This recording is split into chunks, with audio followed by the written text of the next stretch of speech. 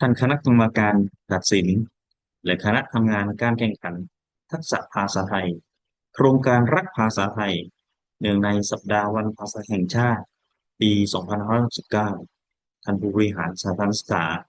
คุณครูผู้ฝึกซ้อมและนักเรียนที่ร่วมการแข่งขันทุกคนครับผมรู้สึกเป็นเกียรติและก็มีความยินดีเป็นอย่างยิ่งที่ได้มาเป็นประธานในพิธีเปิดการแข่งขันทักษะภาษาไทยโครงการรักภาษาไทย เนื่องในสัปดาห์วันภาษาแห่งชาติปี 2569ในระดับเขตพื้นที่การศึกษา ซึ่งการจัดการแข่งขันในวันนี้เนื่องมาจากสำนักงานเขตพื้นที่การศึกษาและสำนักงานคณะกรรมการการศึกษาขั้นพื้นฐานได้น้อมนำพระราชกระแสรับสั่งพระบาทสมเด็จพระเจ้าอยู่หัวในการสืบสานพระราชปณิธานพระบาทสมเด็จ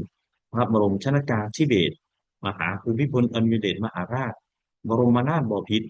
โดยเฉพาะการสร้างความตระหนักถึงความสำคัญและคุณค่าของภาษาไทยเพื่อให้ผู้เรียนเกิดความตระหนักและเห็นความสำคัญที่จะร่วมมือร่วมใจกันทำนุบำรุงส่งเสริมอนุรักษ์ภาษาไทยรวมทั้งส่งเสริมศักยภาพด้านภาษาไทยของผู้เรียนนอกจากนี้ยังเป็นการสร้างขวัญกำลังใจให้แก่สถานศึกษาและหน่วยงานที่เกี่ยวข้องดังนั้นสำนักงานเขตพื้นที่การศึกษาประถมศึกษาจันทบุรีเขตหนึ่ง จึงได้จัดการแข่งขันทักษะภาษาไทยโครงการรักภาษาไทยเนื่องในสัปดาห์วันภาษาแห่งชาติปี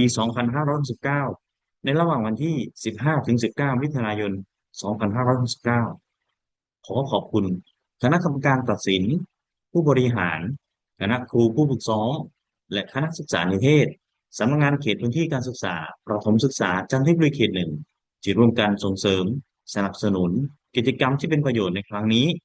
อีกทั้งขอเป็นกำลังใจให้ผู้เรียนผู้ร่วมการแข่งขันทุกคน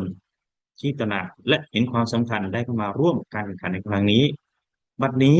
ได้เวลาอันสมควรแล้วกับผมขอเปิดการแข่งขันทักษะภาษาไทยโครงการรักภาษาไทยเนื่องในสัปดาห์วันภาษาแห่งชาติปี2569ณบัดนี้และขออวยพรให้การดำเนินงานสำเร็จลุล่วงตามวัตถุประสงค์ที่วางไว้ทุกประการขอบคุณครับ